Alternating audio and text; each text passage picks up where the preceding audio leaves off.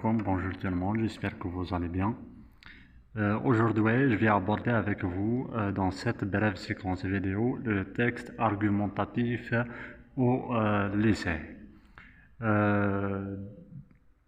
Dans cette brève séquence vidéo, nous allons voir une définition du texte argumentatif, les types de texte argumentatif, la structure, les caractéristiques et la visée communicative du texte argumentatif.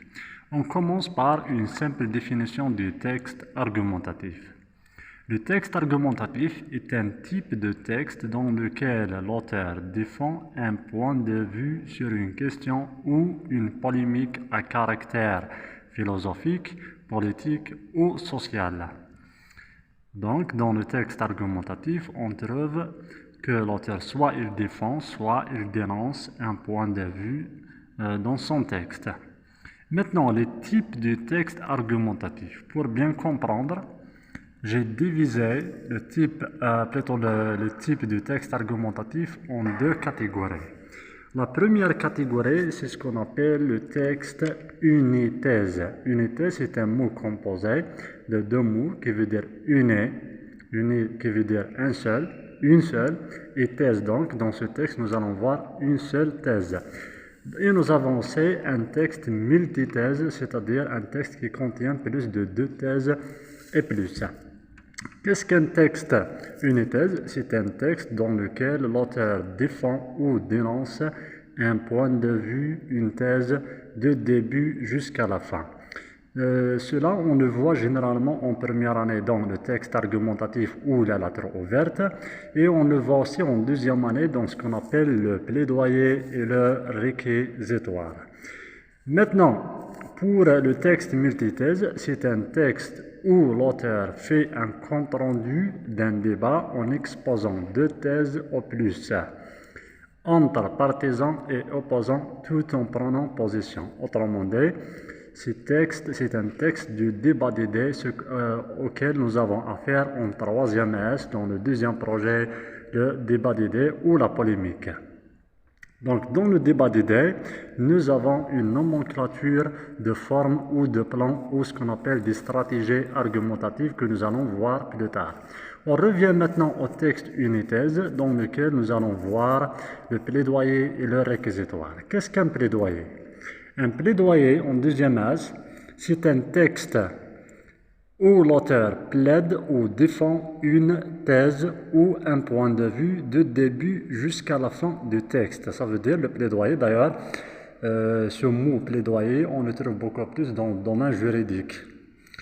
Donc, c'est un travail beaucoup plus des avocats qui plaident ou qui défendent un point de vue, une thèse, une question, une cause, etc. Le réquisitoire, contrairement au plaidoyer, c'est un texte où l'auteur dénonce une thèse ou un point de vue du début du texte jusqu'à la fin. Donc, on comprend que le plaidoyer et le réquisitoire ont un seul point commun, c'est qu'il s'agit de la défense ou de la dénonciation d'une seule thèse de début du texte jusqu'à la fin. On revient maintenant au débat d'idées de terminale. On a dit que le débat d'idées, il comprend deux thèses ou plus. Et comment traiter ces deux thèses dans notre texte? Il faut le faire sur plusieurs plans ou stratégies aux formes du texte argumentatif. À commencer par le plan dialectique, ce que je vais expliquer tout à l'heure. Plan concisif, plan réfutatif, plan concisif-réfutatif ou cinquièmement, plan réfutatif-concisif. Très bien. On passe maintenant à la deuxième partie qui est la structure du texte argumentatif. Très bien. En deuxième année, au plaidoyer ou le réquisitoire, nous avons une forme bien distincte, bien claire et bien simple à comprendre, ce qui facilite un peu la compréhension et l'assimilation du texte. Généralement, dans le texte argumentatif unithèse, qu'il soit plaidoyer ou réquisitoire, nous avons trois parties essentielles: introduction, développement et conclusion. Dans l'introduction, nous allons traiter le thème. Donc, nous allons aborder le thème principal du texte, le thème général. plus la thèse défendue ou dénoncée. La thèse en est le point de vue. Donc, la thèse défendue, c'est pour le plaidoyer. La thèse dénoncée, c'est pour le réquisitoire. Puis, lorsqu'on termine l'introduction, on passe au développement pour développer la thèse que nous avons avancée au début, donc dans le premier paragraphe ou dans l'introduction. Pour développer la thèse défendue, on utilise automatiquement des arguments, on utilise aussi des exemples, des connecteurs logiques, chronologiques, etc. Et en guise de conclusion, pour terminer notre plaidoyer au réquisitoire, on utilise la conclusion pour affirmer la thèse que nous avons précédemment avancée dans le texte, précédemment dans l'introduction. On passe maintenant au troisième S, le débat d'idées. On commence par le plan dialectique, ce que j'ai cité tout à l'heure. Le plan dialectique, le jadali, comprend ces trois parties. Dans l'introduction, qu'est-ce que vous allez voir? Vous allez trouver le thème, plus les deux thèses qui sont avancées par l'auteur et qui revient aux partisans, opposants, etc. Plus la problématique. La problématique, elle permet de positionner les deux thèses ou les thèses qui sont avancées dans l'introduction. Au développement, qu'est-ce que nous sommes censés faire maintenant? Nous allons donner des arguments d'une part de la thèse 1 et d'autre part les arguments de la thèse 2. Et généralement, en conclusion, qu'est-ce que l'auteur fait? Il fait une sorte de synthèse où l'auteur exprime son point de vue ou sa position par rapport aux thèses déjà avancées préalablement dans l'introduction et développement. Pour la synthèse maintenant, la conclusion, nous avons trois types. Il y a ce qu'on appelle un travail synthétique ou la synthèse, tarkib. La synthèse, c'est où l'auteur jumelle, les deux points de vue, c'est-à-dire le point de vue des partisans et le point de vue des opposants. Il va les rassembler, les deux, les synthétise et les jumelle pour avoir un troisième point de vue médiateur. Un dépassement, c'est où l'auteur dépasse les deux points de vue, c'est-à-dire que l'auteur il n'est ni pour les partisans ni pour les opposants, mais il a un troisième point de vue tout à fait différent des autres points de vue. Et dernièrement, la synthèse de genre unitendancieuse. Unitendancieuse, c'est-à-dire que l'auteur se penche vers une thèse ou un point de vue, soit il est avec les partisans, soit il est avec les opposants. Très bien. Maintenant, le plan concessif. Qu'est-ce que l'auteur est censé faire dans son texte? Dans le plan concessif. Donc, concessif, ça vient du verbe concéder, qui veut dire accepter partiellement le point de vue des autres. Dans le plan concessif, comme le plaidoyer, le réquisitoire, comme le plan dialectique, on a toujours la même forme, la même stratégie qui est introduction, développement et conclusion.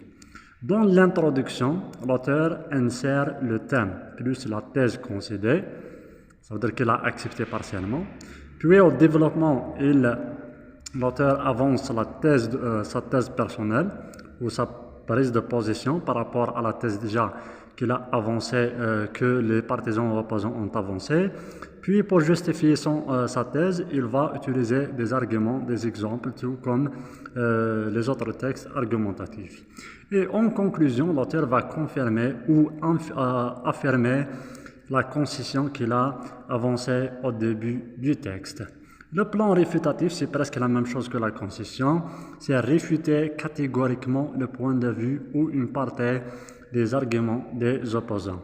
Dans l'introduction, l'auteur insère le thème plus la thèse réfutée.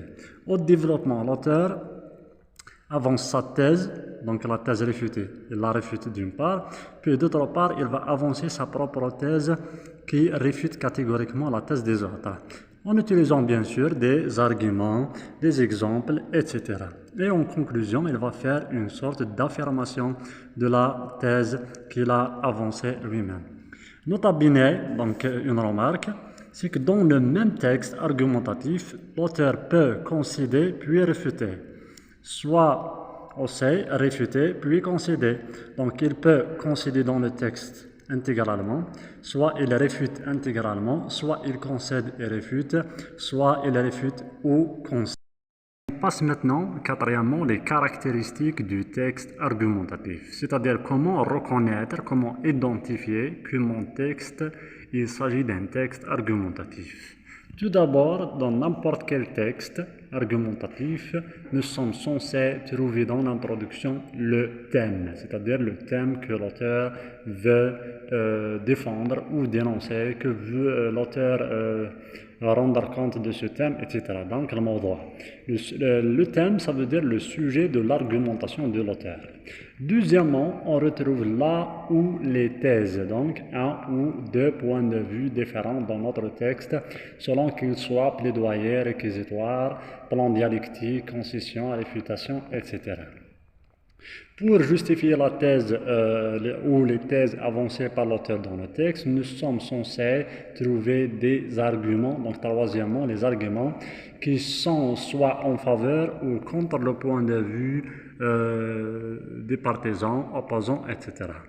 Pour maintenant renforcer les arguments, nous sommes obligés d'utiliser, nous sommes censés utiliser les exemples pour illustrer les arguments que nous avons déjà avancés. Cinquièmement, dans le texte argumentatif, on emploie beaucoup les connecteurs logiques. Les connecteurs logiques, on peut diviser en deux sous-catégories qu'on appelle A, les connecteurs logiques qui expriment des rapports de cause, de conséquences, de but, d'opposition, concession, etc. Et B, les connecteurs chronologiques ou ce qu'on appelle les connecteurs de classement des arguments, à savoir ceux qui classent par exemple d'abord, ensuite, enfin, d'une part, d'autre part, d'un côté, d'un autre côté, premièrement, en primo, secondo, tertio, finalement, conclusion, etc. Donc ce sont des connecteurs qui classent les arguments de l'auteur dans le texte. Une des caractéristiques aussi les plus importantes du texte argumentatif, c'est que l'auteur il est souvent, sinon je peux dire toujours, subjectif. Donc la caractéristique de la subjectivité est omniprésente dans le texte argumentatif. Donc l'auteur doit se manifester ou doit être présent dans son texte argumentatif. Septièmement, l'emploi varié des modes de conjugaison. Contrairement aux autres textes objectifs, explicatifs, expositifs, etc., on trouve que dans le texte argumentatif, l'auteur varie un peu sa conjugaison en employant généralement le conditionnel beaucoup plus, le subjonctif, l'impératif, etc. Huitièmement, l'emploi des verbes de modalité. Les verbes de modalité font partie des caractéristiques essentielles du texte argumentatif, donc falloir, pouvoir et devoir, etc. Neuvièmement, et en dernier lieu, les verbes et expressions d'opinion. Donc, puisqu'il s'agit d'un texte argumentatif dans lequel nous allons manifester notre point de vue, donc il faut utiliser des verbes d'opinion, à savoir penser que, croire que, juger que, estimer que, trouver que, voir que, etc. Et des expressions d'opinion du genre il me paraît que, il me semble que, à mon avis, à mon sens, etc. Très bien. Maintenant, quelle est la visée communicative du texte de l'auteur dans le texte argumentatif? Pour trouver la visée communicative de l'auteur dans le texte argumentatif, il faut simplement et clairement répondre à la situation de communication de l'auteur dans le texte argumentatif. À savoir, de quoi parle l'auteur, pour quoi parle l'auteur, et comment l'auteur a-t-il fait. Donc, de quoi on répond par le thème, donc quel est le thème du texte. Pourquoi, ça veut dire la visée, l'objectif du texte, c'est convaincre et persuader. Juste une remarque, c'est que n'importe quel texte argumentatif que l'auteur met en place dans son support, c'est que sa visée finale, c'est toujours convaincre et persuader. Ça veut dire que on donne des arguments, c'est pour convaincre donc et persuader. On a déjà expliqué convaincre. On a dit convaincre veut dire avec des arguments logiques et persuader avec des arguments qui parlent un peu les sentiments. Et comment maintenant, comment la manière, c'est-à-dire la stratégie adoptée par l'auteur pour convaincre et persuader. Donc, la stratégie, par exemple, en plaidant, en concédant, en réfutant, en dénonçant, en faisant un compte-rendu d'un débat, etc. Un exemple maintenant de visée communicative pour le texte. Par exemple, le plaidoyer. L'auteur, donc vous allez répondre comme ça le jour du bac ou le jour d'examen. Donc vous allez dire, pour n'importe quel texte qu'on voit dans le jour d'examen, l'auteur vise à convaincre et persuader. Donc c'est la visée. Convaincre, c'est toujours convaincre et persuader. Les lecteurs, donc c'est à qui? Aux lecteurs. Sur quoi? Le thème, l'importance de la solidarité. C'est juste un exemple. En plaidant, donc c'est la stratégie, c'est la réponse à comment. Donc c'est en plaidant, en concédant, en réfutant, en dénonçant, etc. Deuxième exemple, l'auteur vise à convaincre et persuader les lecteurs sur l'importance de la lecture, en concédant la thèse de ceux qui pensent que voilà. Donc, c'est toujours la même chose pour le texte argumentatif, c'est-à-dire que vous soyez en première année, que vous soyez en deuxième année ou en terminale, vous êtes censé répondre de cette manière. Donc, n'importe quel texte argumentatif vise à convaincre et persuader sur le thème, ça veut dire quel est le thème dans mon texte, et enfin vous allez insérer la stratégie qu'elle a employée, soit en plaidant, en rédigeant une lettre ouverte, en concédant, en réfutant, en s'opposant, en dénonçant, l'essentiel selon ce que vous avez fait dans votre texte. Très bien.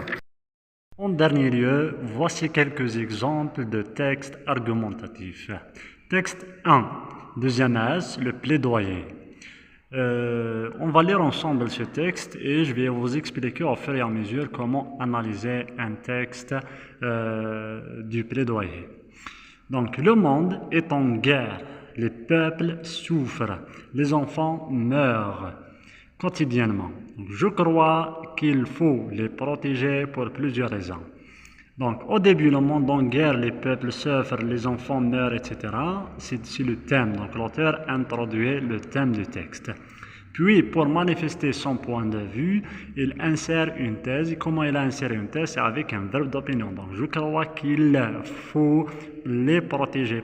Donc, il faut protéger, c'est une thèse ou le point de vue de l'auteur pour plusieurs raisons. Donc, plusieurs raisons, c'est pour maintenant introduire les arguments. D'abord, un argument. Ensuite, un argument. Enfin, un argument, etc. Donc, ça, c'est la partie du développement.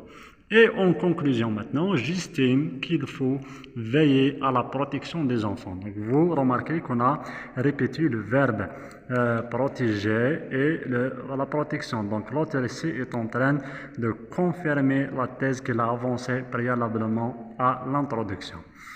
Donc ici, l'auteur est en train de faire un plaidoyer, ça veut dire qu'il défend la thèse de la protection des enfants, du début du texte jusqu'à la fin du texte.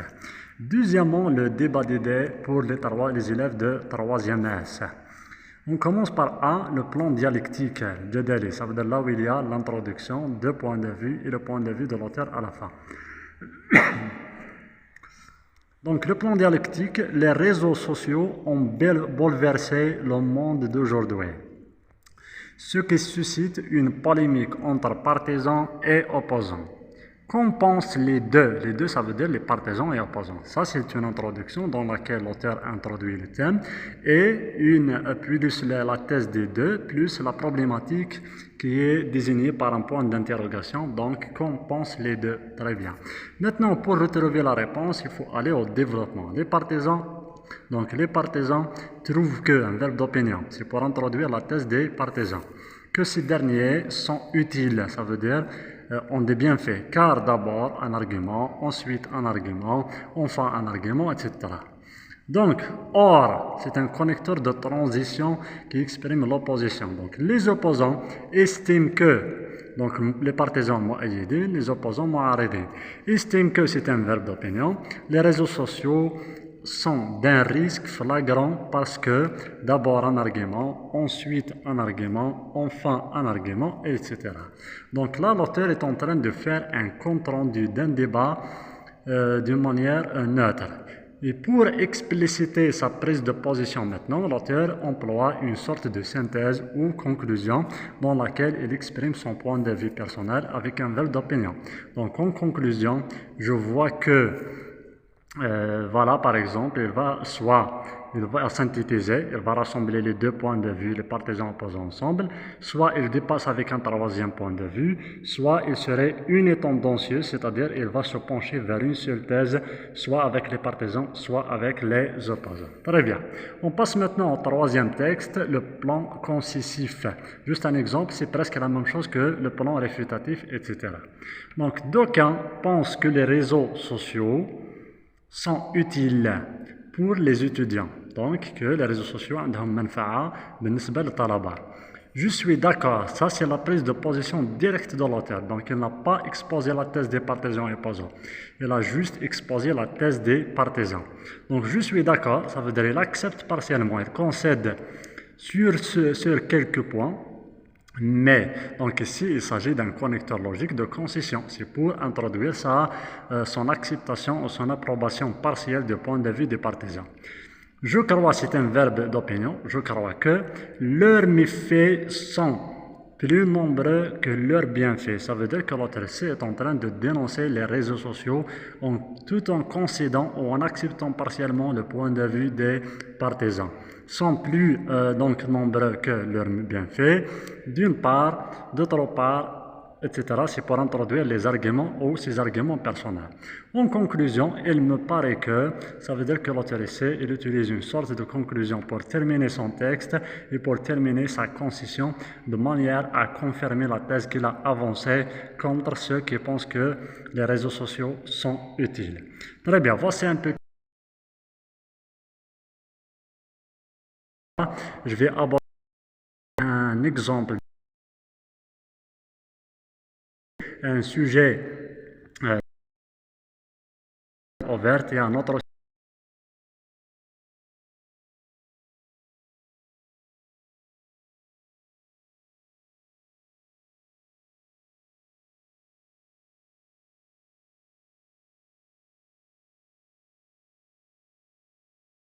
le bac pour les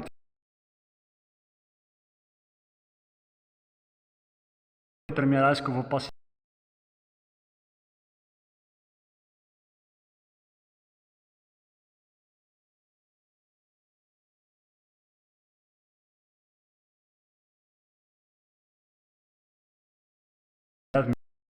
collègues, bon